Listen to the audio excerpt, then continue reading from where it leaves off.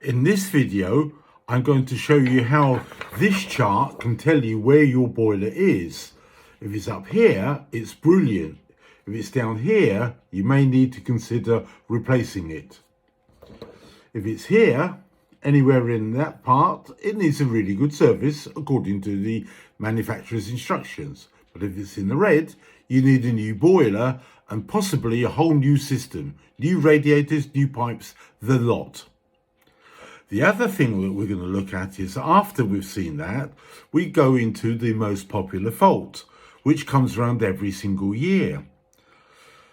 And I'm going to show you where to find it, how to diagnose it, and how to fix it. And it's all in this book, Fault Finding Central Heating.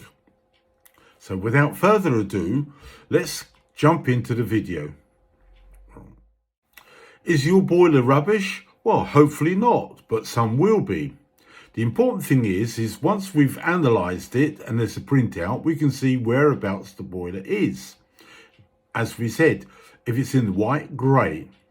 First of all, the first stage is going to be make sure that the flue is sound and okay. And we do that by putting the gas flue analyzer with the casing on inside the fresh air inlet port, and that should only have one figure, which is the the O2 is 20.9%, and no other figures are in there. Then we can put it into the sampling point and we warm up the appliance 10-15 minutes, whatever the factory says, and then we can see once it's stabilized what the emissions should be. And the most important one for us is CO2, carbon dioxide, the exhaust. That tells us how good or bad the boiler is performing. Not the ratio. It's a good indicator, but it's not the fine tuner. And as you can see here on this Worcester, the CO2 is 9.8. And we've got a lot more than that. We've got 10.5. So we've got a high flame, dark blue, which means we've got high running costs and the boiler is basically burning out. We need to adjust the gas valve, which you could say was a carburetor because it mixes gas and air, until we get the correct figures that the manufacturer is asking for. And as you can see here, it simply took 3 minutes. That's all it takes. Just a couple of minutes to adjust the carburetor stroke gas valve to get the correct emissions, to get it lean and green. The next stage would be that we look into the chart and we can then move it across and see where it is. And the chart is available from our website, mrcombi.com. It's only £4. It's printed on flexi plastic and the instructions are all printed on the back. So it's a waterproof and quite resistant piece of information. We've got our app, fault finding app, and we've got our yellow book. And in here, we're going to cover how to find the most popular fault that there is, which comes around every single year. So stay tuned for that. And how to fix it, obviously, because that's the business that we're in. So we've got 2 books, 9 apps, everything that an installer or an end user needs to know to make sure that that boiler burns as little gas as possible and is as most efficient as possible. So thanks for watching the video. I hope you found it useful and take care.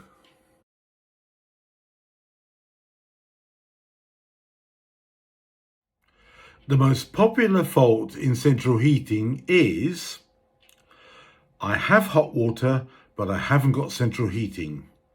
And the answer's in our yellow book, page 11, as you can see here. And it's a very simple and easy diagnostics. First of all, the reason why. In the spring, we turn the heating off. So whether it's a mid-position valve or a zone valve to central heating, that will close. And it will stay closed until the autumn. September, definitely October, and maybe November if you've got a really good efficient house. But anyway, as soon as you switch on the heating in the autumn, the valve doesn't respond because it's stuck in the off position.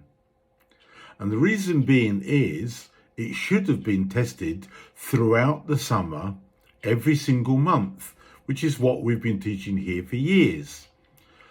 Anyone can do this, whether you live in the house or you're the heating engineer checking the system over.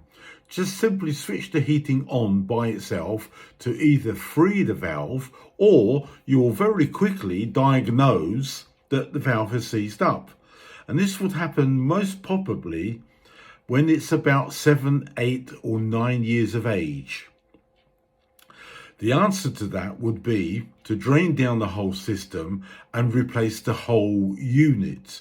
Never ever change just the motor or the head, replace the whole unit. And if it's a zone valve, you have to replace the hot water one as well, because it's an age fault. Always flush the system out, refill. I recommend F2 or X200 silencer rather than inhibitor, because it's a little bit stronger and more lubricant. Make sure the system is balanced out correctly. And if you're changing valves to TRVs or you're changing TRVs, only refit and use balancing TRVs, because they're much better, much smarter, and they're the new ones. So you know you're not getting old stock that's been sitting on the shelf for years. Balancing TRVs is what we install now. I hope you found the video interesting, and now you know. Test the heating for a couple of minutes throughout the summer will help to find and fix the ever-present fault of, I have hot water, but I haven't got heating.